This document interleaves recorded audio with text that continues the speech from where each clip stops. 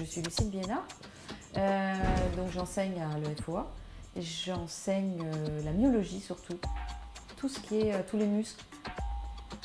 Pour après expliquer comment le cheval fonctionne sur le vivant, dans le vivant, comment dans les différentes disciplines le cheval va utiliser son corps et surtout quand il y a des désordres ou des dysfonctionnements, quelles peuvent en être les causes et surtout au niveau musculaire.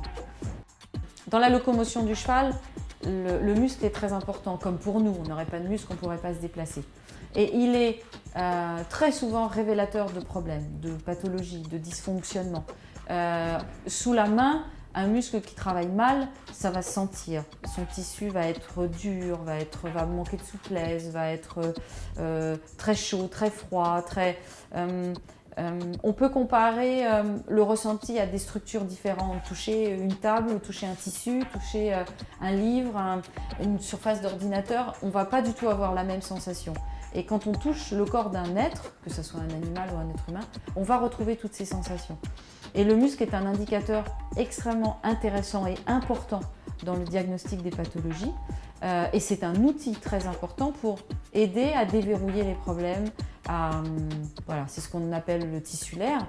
On rentre dans une structure qui est très parlante et qui nous permet d'avoir un atout très important pour soulager les chevaux et les aider à mieux fonctionner. J'enseigne aussi en pratique, donc toute la technique directe sur le cheval, et ça va de sa rencontre avec le cheval à son approche, et puis toutes les techniques qu'on va faire sur le cheval pour découvrir, trouver ce qui va pas, pourquoi ça ne fonctionne pas. Voilà.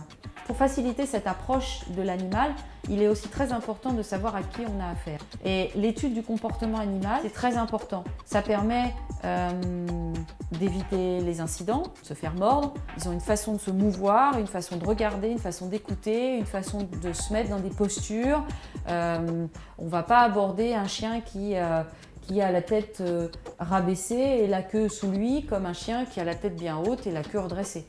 C'est des choses, voilà, tout le monde sait, n'importe qui, même quelqu'un qui ne connaît pas spécialement les chiens, va bien voir qu'il y a deux comportements différents et qu'il devrait y avoir deux approches différentes. Et ça, c'est une des choses que les élèves doivent savoir pour ne pas faire d'erreur et pour rentrer vraiment en communication avec l'animal et pouvoir l'aider. C'est une question d'humain. C'est l'humain qui ressort là. Le contact à l'animal, c'est le contact au vivant. On travaille avec notre ressenti, on travaille avec notre cœur, on travaille avec nos cellules.